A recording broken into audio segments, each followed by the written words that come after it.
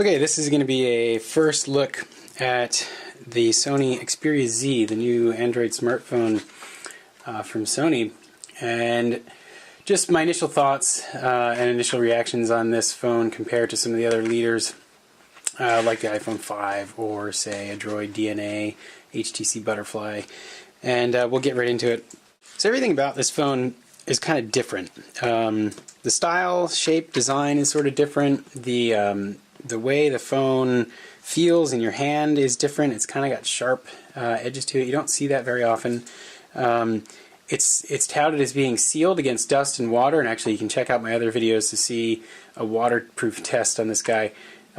Each of the connections actually has a little pullback tab, and you can actually see the waterproof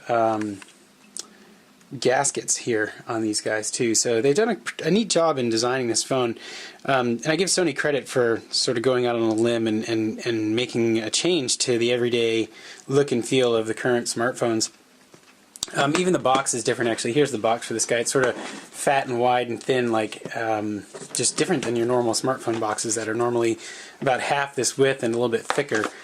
So if we look at what it comes with actually they give you some protectors, which is sort of neat, a front and a back screen protector, and then your standard accessories, you know, your headphones, USB, and power brick.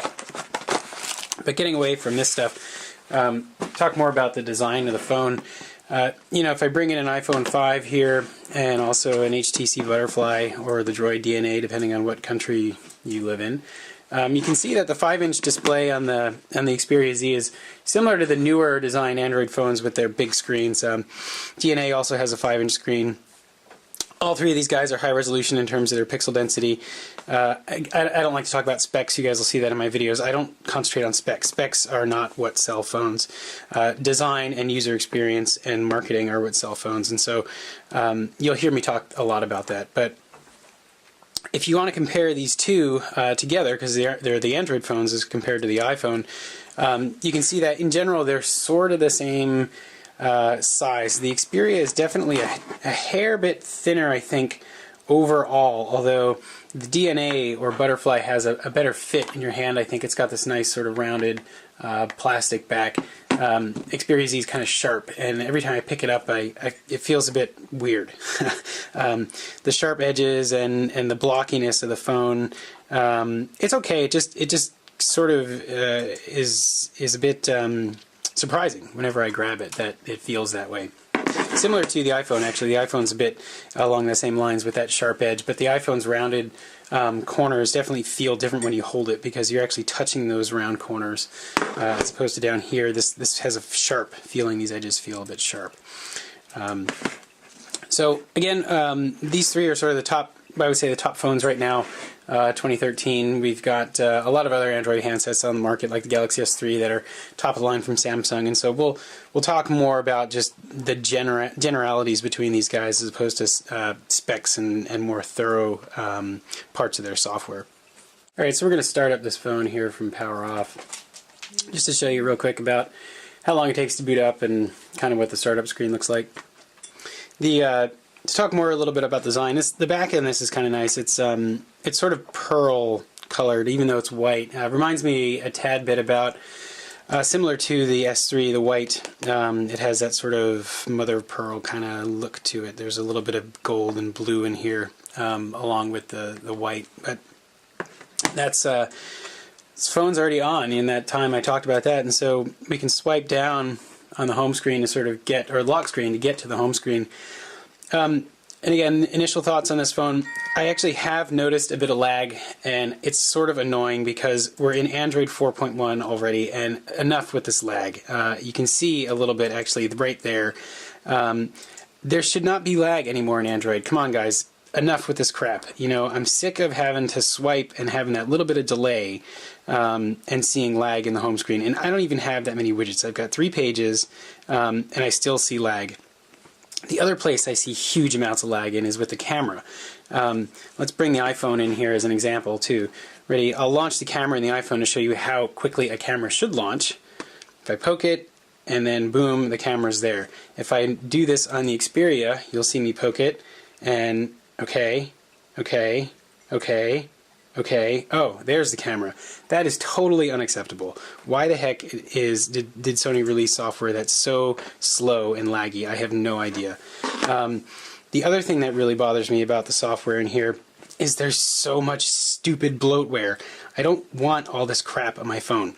I don't need McAfee security. Like this, I'm going to go off on a rant here about this. That the fact that my phone has antivirus on it and that it's McAfee antivirus, like, this irritates me to no end. It's like buying a new computer with all this terrible bloatware software on it. Like, first of all, McAfee, and then all these other Sony apps that I don't care about and don't want.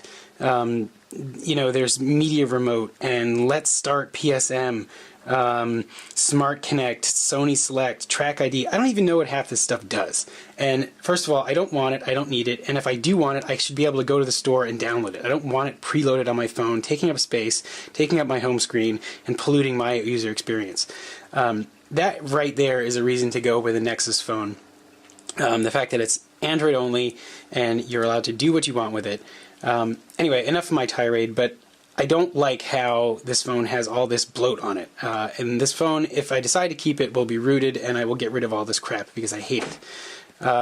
The other thing that sort of irritates me about the phone is that the color on the screen is off. And if you've watched my Nexus 4 video, I talk about that as well in the Nexus 4. I don't know if this is an LG screen or who makes the screen for this phone, but whoever did it wrong. And if you look at the DNA, and you look at the iPhone 5, and you look at this Xperia Z, you can see how these phones' colors are correct. This is accurate color on these guys here. This is not. This is blue. This is washed out. It's off. The fanboys will probably complain and say like, oh, well, you're not giving it enough credit, or yes, that's an IPS display, blah, blah, blah. They'll start spouting off specifications for the screen and why it's better, but I don't care about specs. I've said that already. This phone does not look right when you look at the other market leaders like the iPhone 5 or the HTC Butterfly Droid DNA. These are accurate color screens. That's not. So, enough about the stuff that I don't like about the phone. What do I like? Well, first of all, I like the waterproofness. Again, you should check out my other video with the waterproof test. I like that the power button is here. I think that that's a really good spot for it because it's natural where your finger is. When you take the phone out of your pocket, your finger is naturally there. It's nice to have that power button on the side. It's really easy to find. In general, the phone fits my hand pretty well. It does take a little bit of shuffling. You know, with these 5-inch phones, you sort of have to shuffle your hand around a bit to get to the, you know, to reach the top corners and stuff. But that's okay. I mean, unless you have, you know, unless you're hell-bent on using a small phone like the iPhone 5, where you can reach most everything, this is just the way things are these days. You're either going to have to use 2 hands, or you're going to have to do a bit of a shuffle. So Sony offers this cool feature in the settings called power management, where you can actually go in here and it'll tell you, you know, about how many estimated hours of standby time you have, and you can do this cool thing with stamina mode where it actually disables your data connection when the screen is off, which is pretty sweet. And it has location-based Wi-Fi. So Wi-Fi is activated when you're within a certain range of your saved Wi-Fi network. That's pretty neat. That'll do a lot to save battery. So far, battery life seems pretty good, but again, I've only had the phone for about a day and a half, and so that'll be more for my my full review of the phone. But initially, battery life seems good. No complaints as far as cellular radio goes or voice calls or any of that stuff. Phone does seem pretty solid in terms of what you would expect out of any other normal smartphone. One last thing to talk about real quick is the camera.